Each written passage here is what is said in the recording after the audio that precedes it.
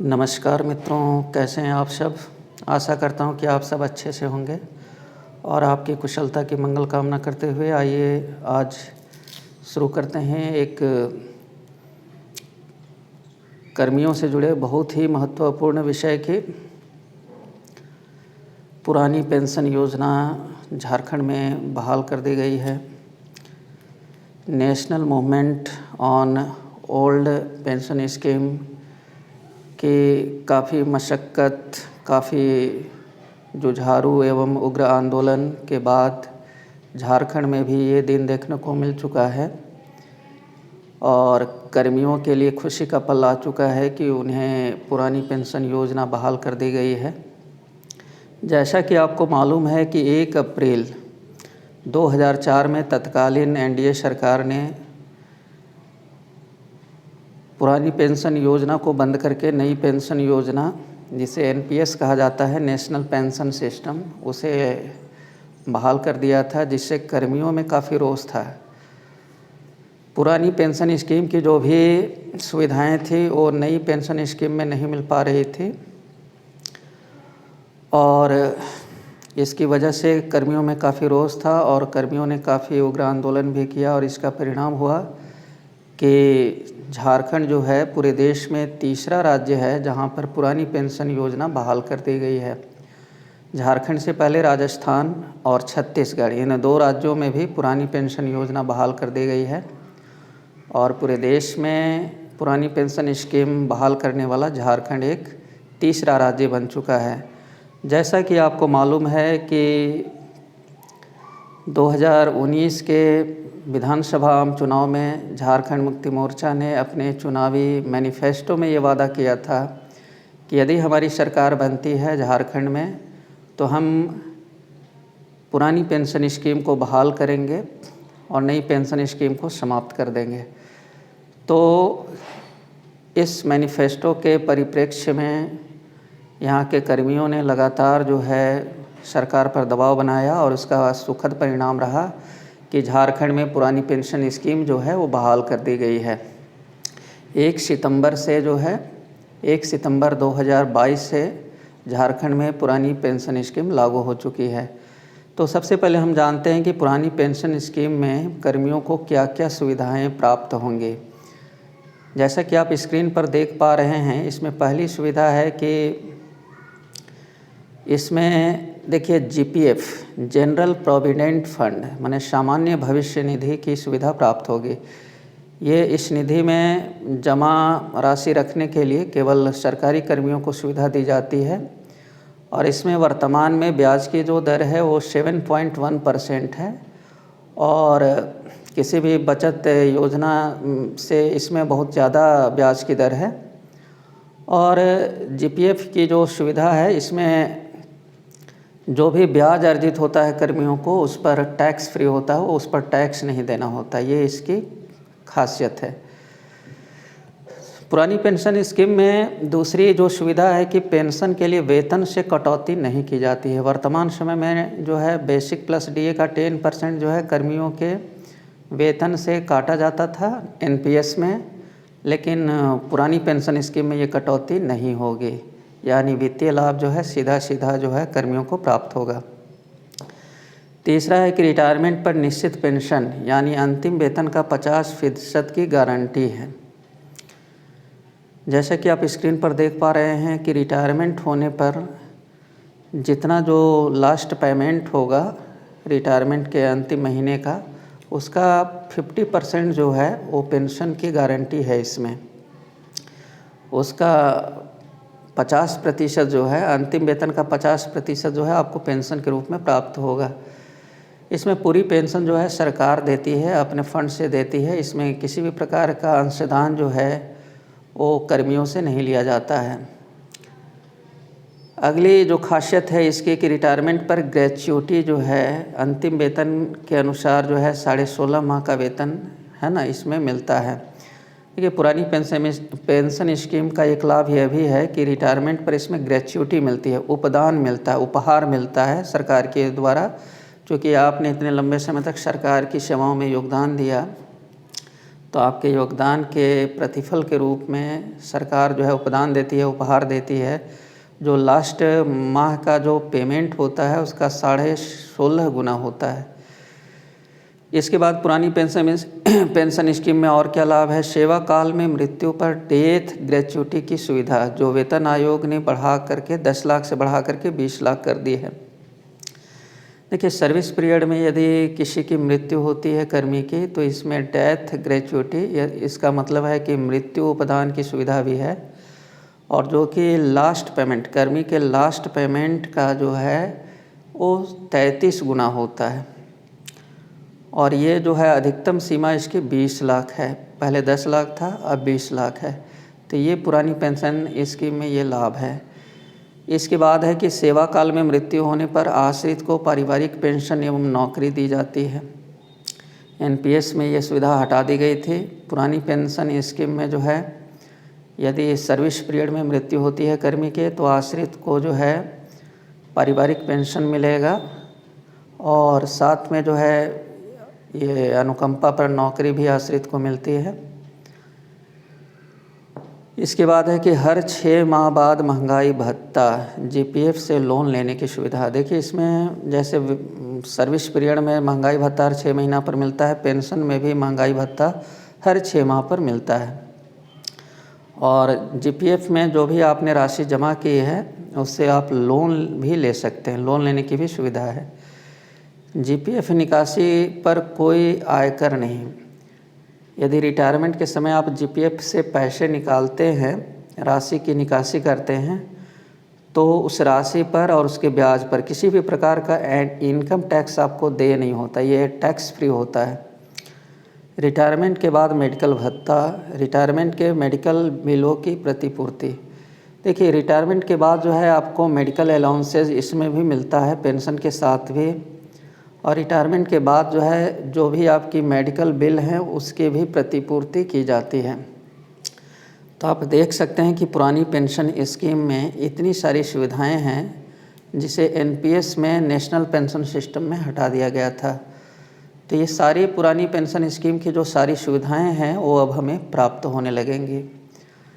चलिए, अब बात करते हैं कि सरकार के वित्त विभाग ने एसओपी जारी की है पुरानी पेंशन स्कीम को लेकर के। इस एसओपी की मुख्य बातें क्या है? जैसे कि आप स्क्रीन में देख पा रहे हैं, झारखंड सरकार वित्त विभाग का ये संकल्प है और ये गजट में जो है प्रकाशित हो चुका है। तो पुरानी पेंशन योजना बहाल करने के संबंध में एसओपी है, स्टैंडर्ड ऑपरेटिंग प्रोसीड्योर है ये।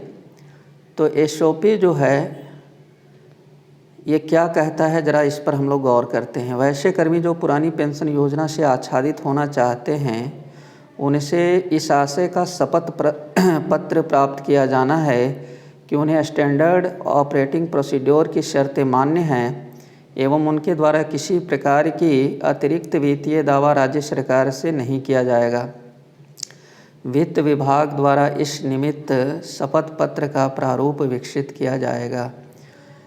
देखिए, इसका मायने समझिए क्या है कि जो भी कर्मी जो अभी तक एनपीएस में हैं, यदि वो ओपीएस में आना चाहते हैं तो उनको एक एफिडेविट पर सरकार साइन करवाएगी। और ये जो एफिडेविट है अभी इसका प्रारूप जो है वो सरकार तैयार नहीं की है, राज्य सरकार के द्वारा तैयार की जाएगी, विकसित की जाएगी और कार्यालयों में भेजा जाएगा उस पर साइन के लिए, है ना। उस पर आपकी सहमति और हस्ताक्षर लिए जाएंगे। और एसओपी में जो शर्त है उसके अलावे जो है उसमें शर्तें लिखी होंगी शपथ पत्र में, और उस शर्त के अलावे फिर और कोई अतिरिक्त वित्तीय लाभ का आप दावा नहीं कर सकेंगे, है ना। तो ये पहली बात हो गई एसओपी की। दूसरी बात है कि एनएसडीएल का अर्थ होता है नेशनल सिक्योरिटी डिपॉजिटरी लिमिटेड, है ना। और यही जो संस्था है वो एनपीएस का संचालन करती है, नेशनल पेंशन सिस्टम का संचालन करती है। तो एनएसडीएल से सरकारी अंशदान एवं उस पर अर्जित ब्याज की राशि सीधे राज्य सरकार को प्राप्त नहीं होने की स्थिति में कर्मियों के वार्धक्य सेवानिवृत्ति के उपरांत सरकारी अंशदान एवं उस पर अर्जित ब्याज की राशि संबंधित कर्मी द्वारा सरकारी कोष में जमा करने के उपरांत ही पुरानी पेंशन योजना के तहत पेंशन देय होगा। सरकारी अंशदान एवं उस पर अर्जित ब्याज की राशि का समायोजन कर्मी को मिलने वाले उपदान, जिसे ग्रेच्युटी हम लोग कहते हैं, की राशि से भी किया जा सकेगा। देखिए, ये एसओपी की जो दूसरी कंडिका है वो क्या कहना चाहता है कि एनएसडीएल से सरकारी अंशदान। देखिए, वर्तमान में जो एनपीएस में स्थिति थी कि 10% जो है बेसिक प्लस डीए से जो है डीए का बेसिक प्लस डीए का जो 10% है वो कर्मी जो है कटवाते थे अपने वेतन से, और बाकी 14% जो राशि है बेसिक प्लस डीए का वो सरकार जो है देती थी। अंशदान, दोनों का अंशदान होता था, कर्मियों का भी और सरकार का भी, है ना। तो इसमें यही कहता है कि देखिए, ये दूसरी शर्त है कि एनएसडीएल से सरकारी अंशदान। अब देखिए, सरकार चूँकि पेंशन दे रही है तो सरकार जो अब तक अंशदान का भुगतान कर चुकी है वो आपसे वापस लेना चाहेगी। तो इसलिए एनएसडीएल से जो है सरकार प्रयास करेगी कि जो भी राशि अंशदान उसने एनएसडीएल में सरकार ने जमा किया है और उस पर जो अभी तक इंटरेस्ट प्राप्त हुआ है वो राज्य सरकार सीधे प्राप्त करने का प्रयास करेगी, एनएसडीएल से पत्राचार करेगी। और एनएसडीएल से यदि प्राप्त नहीं होता है तो कर्मी, देखिए नियमानुसार जो है कर्मी जब 60 ईयर्स के हो जाएंगे तो वार्धक्य सेवानिवृत्ति उनको मिलेगी, रिटायरमेंट मिलेगा, और जब रिटायरमेंट मिलेगा तो नियमानुकूल जो है वो सरकारी अंशदान की राशि जो है और जो कर्मी का अंशदान है वो सरकारी अंशदान है, ये दोनों राशि तो जो है ये कर्मी को अपने खाते में प्राप्त होगा, है ना। तो उसको लौटाना पड़ेगा। जो सरकारी अंशदान की राशि होगी वो सरकारी कोष में कर्मी को जमा करना होगा, ट्रेजरी में जमा करना होगा, है ना। 14% की राशि जो सरकार अभी जमा कर रही है वो कुल मिलाकर जितना हो जाएगा और उस पर जितना ब्याज प्राप्त होगा ये कर्मी को जो है लौटाना पड़ेगा, है ना। और यदि कर्मी लौटाते नहीं हैं तो एसओपी की शर्तों के अनुसार उन्हें पुरानी पेंशन तब तक देय नहीं होगा। सरकारी अंशदान एवं उस पर अर्जित ब्याज की राशि का समायोजन कर्मी को मिलने वाले उपदान की राशि से भी किया जा सकेगा।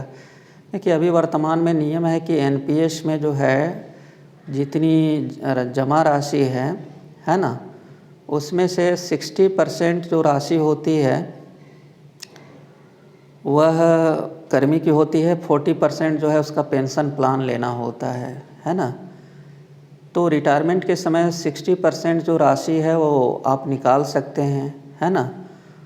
और ये जो 60% की राशि है उसको निकाल सकते हैं, और इसके पहले भी जो है जितना भी राशि जमा है उसका 25% आप जमा राशि से निकासी कर सकते हैं। तो यदि आपने पहले से निकासी की है तो सरकार का अंशदान तो कम हो जाएगा।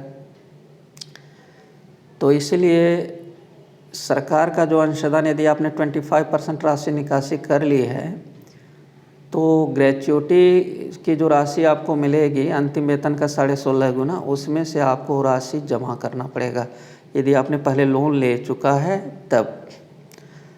इसको बेहतर तरीके से समझने के लिए आइए मैंने एक फ़्लो चार्ट बनाया है, उस फ़्लो चार्ट से हम बेहतर समझ पाएंगे। तो आइए फ़्लो चार्ट से समझने का प्रयास करते हैं।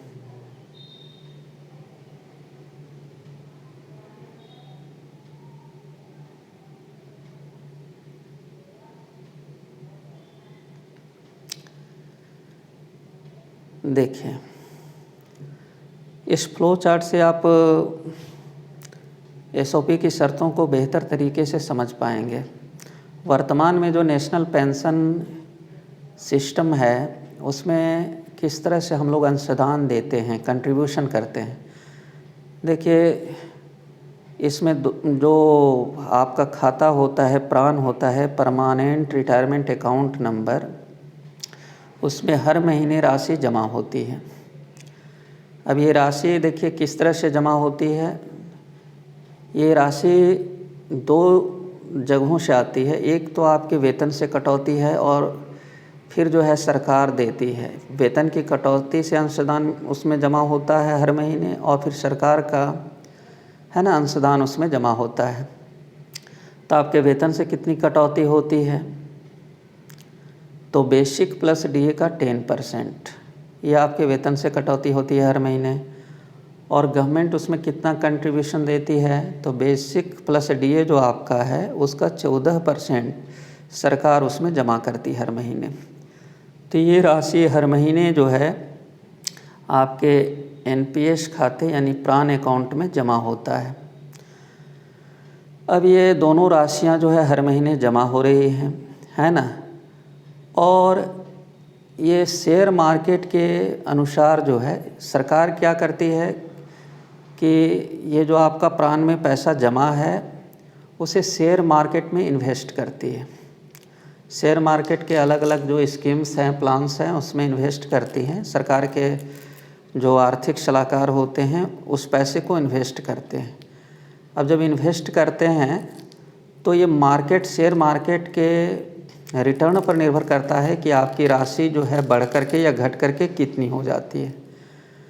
तो मान लेते हैं कि आपकी जो हर महीने सैलरी से कटौती हो रही है और सरकार जो अंशदान हर महीने जमा कर रही है उसका वैल्यू एट प्रेजेंट जो है मान लेते हैं कि 10 लाख है। तो 10 लाख जो है अभी है ना। और मान लेते हैं कि आप, इसका सटीक अनुमान तो लगा पाना बड़ा मुश्किल है, लेकिन मान लेते हैं कि वैल्यू एट रिटायरमेंट के समय उसका वैल्यू जो है शेयर मार्केट के अकॉर्डिंग जो है बढ़ कर के 40 लाख हो जाता है, 40 लाख हो जाता है। तो वर्तमान में देखिए शेयर मार्केट का जो रिटर्न्स है अभी वो 8 से 13% के बीच जो है फ्लक्चुएट हो रहा है। और ये ज़रूरी नहीं है कि ये रिटर्न यही रहे, इससे कम भी हो सकता है, अधिक भी हो सकता है। शेयर मार्केट कभी कभी काफ़ी बूम भी होता है। वैसी स्थिति में आपको 25%, 30% है ना, 40% भी रिटर्न्स आ सकता है। तो मे बी ये एक जुआ है और इसमें आपकी राशि जो है घट भी सकती है और बढ़ भी सकती है। अब इसमें हम केस स्टडी करेंगे कि क्या क्या संभावनाएं बनती हैं, क्या क्या पॉसिबिलिटीज़ बनती हैं।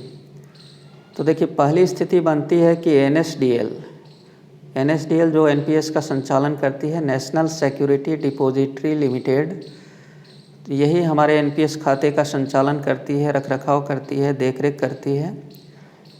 तो यदि सरकार, देखिए पहली स्थिति ये बनती है पॉसिबिलिटीज़ कि एनएसडीएल को सरकार जो है रिक्वेस्ट करे और एनएसडीएल जो है कर्मियों का पैसा और सरकारी अंशदान का पैसा दोनों जो है, मतलब प्राण अकाउंट में जितनी भी राशि जमा है कर्मियों का, झारखंड के कर्मियों का, वो झारखंड सरकार को वापस कर दे। और यदि वापस कर देता है तो झारखंड सरकार क्या करेगी, उस राशि का क्या करेगी। देखिए अब मान लेते हैं, देखिए शुरुआत में हम ये एक कल्पना करते हैं कि अभी जो राशि जमा है प्राण अकाउंट में, तो उसमें आपके वेतन की कटौती से मान लेते हैं कि कुल जो राशि है जमा प्राण खाते में उसमें 45% आपकी कटौती से आया है और 55% जो है गवर्नमेंट की कटौती है। गवर्नमेंट की कटौती चूँकि 14% अंशदान देती है सरकार, इसलिए कटौती में भी ज़्यादा होगा, है ना, स्वाभाविक रूप से। तो ये एक हम कल्पना करते हैं, है ना, उदाहरण दे रहे हैं कि मान लेते हैं कि एम्प्लॉय का जो कंट्रीब्यूशन है वो प्राण अकाउंट में जितनी भी राशि जमा है तो एम्प्लॉय का कंट्रीब्यूशन 45% है, गवर्नमेंट का कंट्रीब्यूशन जो है 55% है।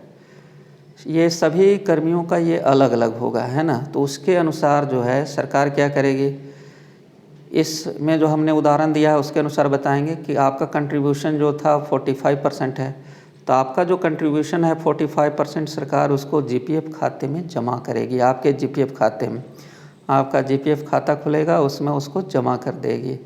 या जो है एम्प्लॉय को रिटर्न भी कर देगी, आपकी इच्छा पर होगी। आप यदि उसको लेना चाहते हैं तो ले लें, और नहीं तो आपके जीपीएफ खाते में वो जमा कर दिया जाएगा, जो कि आपके वार्धक्य सेवानिवृत्ति के समय ब्याज सहित आपको वो राशि मिल जाएगी।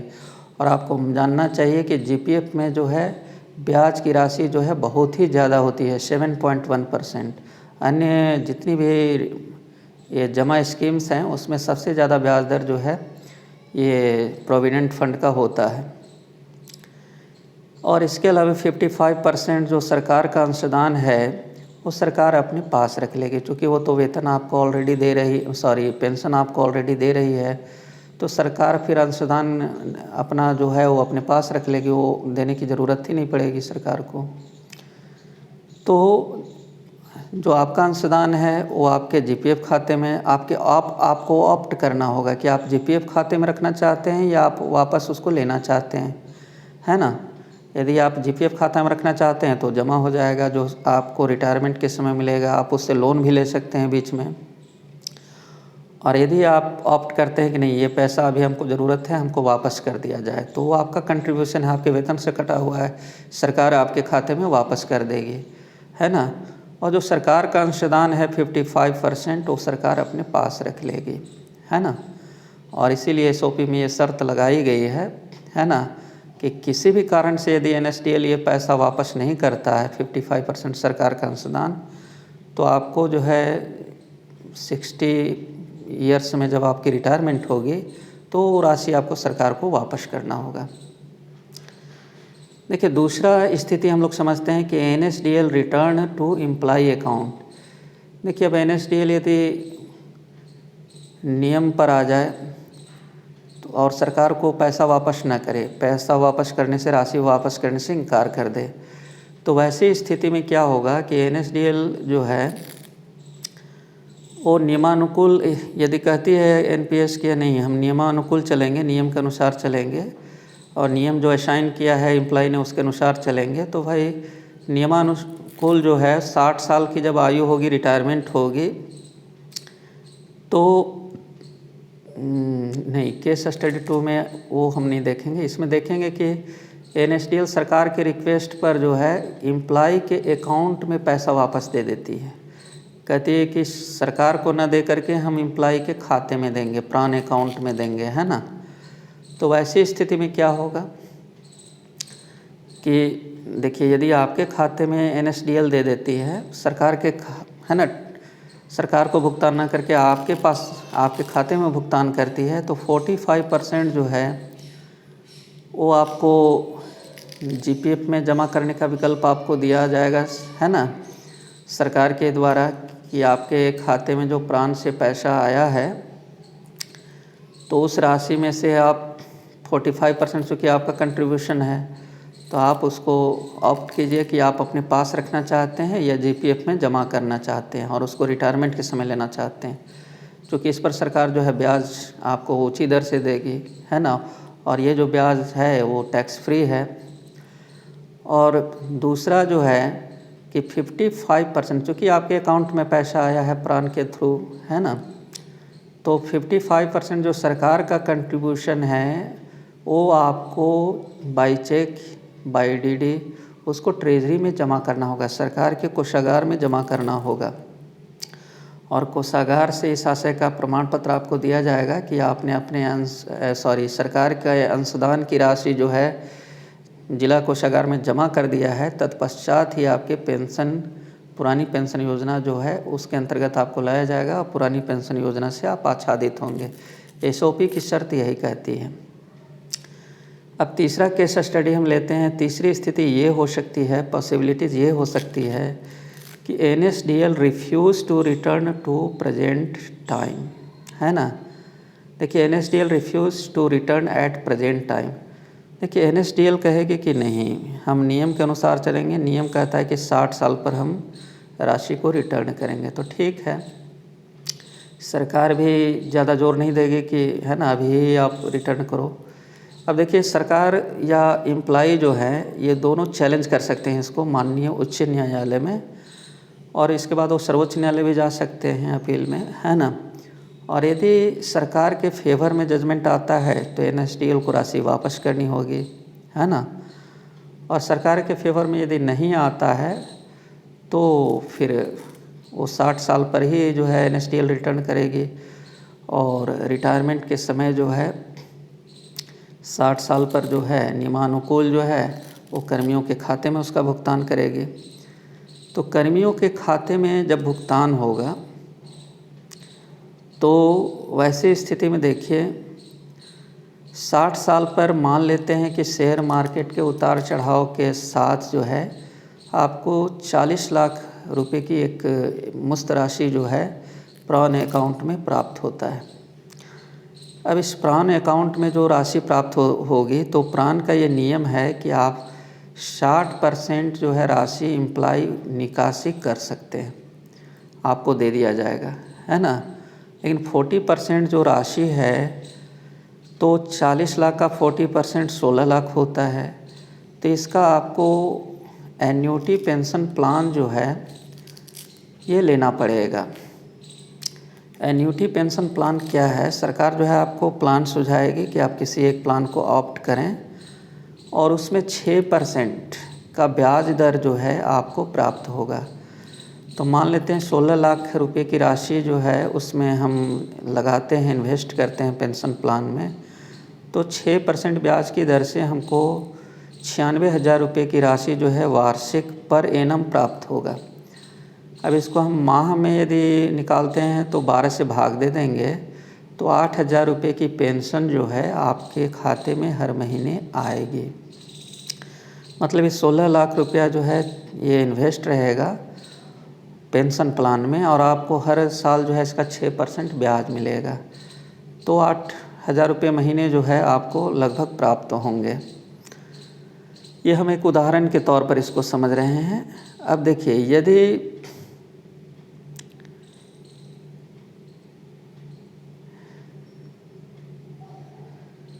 देखिए 60% की जो राशि है, जो रिटायरमेंट के समय आपको 40 लाख की राशि जो है वो आपके प्राण अकाउंट में है, तो आप 60% की निकासी कर सकते हैं।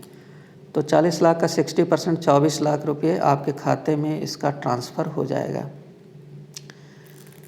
अब देखिए यहीं पर एक बात को समझना है SOP के अनुसार कि बहुत से कर्मी जो होंगे वो बीच में ही राशि जो है 25% जो है राशि उसकी निकासी कर चुके होंगे, है ना। क्योंकि इसका प्राण का नियम है कि आप अपना जो आपका कंट्रीब्यूशन है उस कंट्रीब्यूशन में से क्षमा करेंगे जो भी राशि प्राण अकाउंट में आपका जमा है उसका 60% की जो जमा राशि है उसमें से आप 25% की निकासी कर सकते हैं किसी भी समय, है ना। तो आपने मान लीजिए 25% की निकासी कर ली है ना, बीच में ही कर ली है, तो आपका जो ये 60% जो एम्प्लॉई का जो है ना ये जमा राशि जो मिलेगी लास्ट में रिटायरमेंट के समय वो कम होगी, है ना।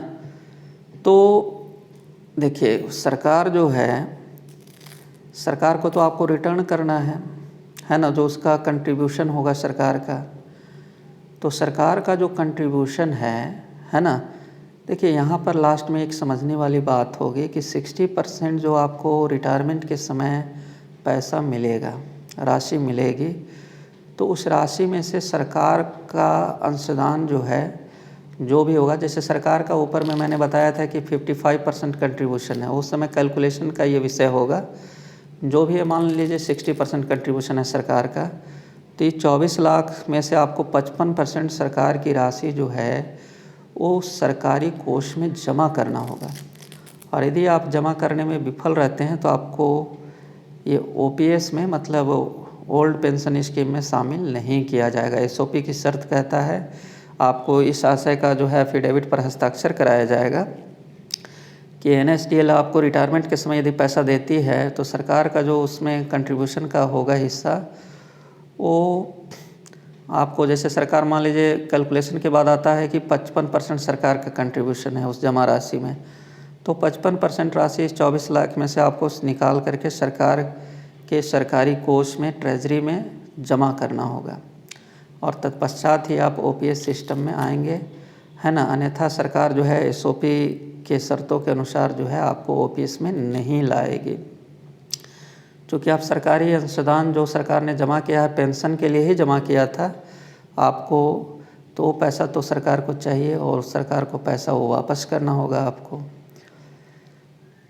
तो ये यदि मान लीजिए कि आप उस राशि में से कुछ निकासी कर चुके हैं बीच में अपने बच्चों की शादी या पढ़ाई लिखाई या घर मकान बनाने के लिए, तो यदि 55% की जो राशि 24 लाख का जो 55% आता है उतनी राशि जो है ना आपको सरकारी कोष में जमा करना होगा। और मान लीजिए कि लास्ट में आपको उतनी राशि है ना प्राप्त नहीं होती है ना, तो आपको जो ये उपदान मिलेगा जो कि लास्ट पेमेंट का 55% लास्ट पेमेंट का 16.5 गुना होगा, लास्ट मंथ का जो माह का जो वेतन होगा उसका 16.5 गुना होगा। तो उस उपदान की राशि में से है ना आपको सरकार जो है मांगेगी कि उपदान की राशि जो आपको प्राप्त हुआ है या उपदान की राशि से आपको वो कटौती सरकार कर लेगी, है ना, स्वतः कटौती कर लेगी या आपको वापस करना होगा, है ना।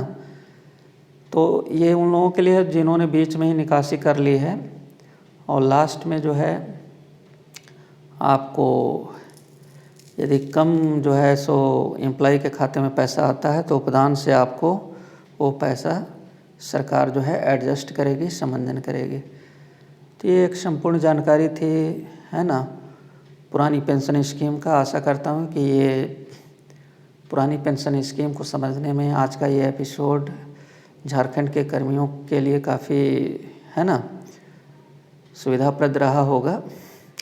तो चलिए मिलते हैं नेक्स्ट एपिसोड में, तब तक के लिए मैं सभी से विदा लेता हूँ और सभी का धन्यवाद ज्ञापन करता हूँ कि आपने आज धैर्यपूर्वक आज के इस एपिसोड को सुना, समझा, देखा। धन्यवाद। मिलते हैं नेक्स्ट एपिसोड में।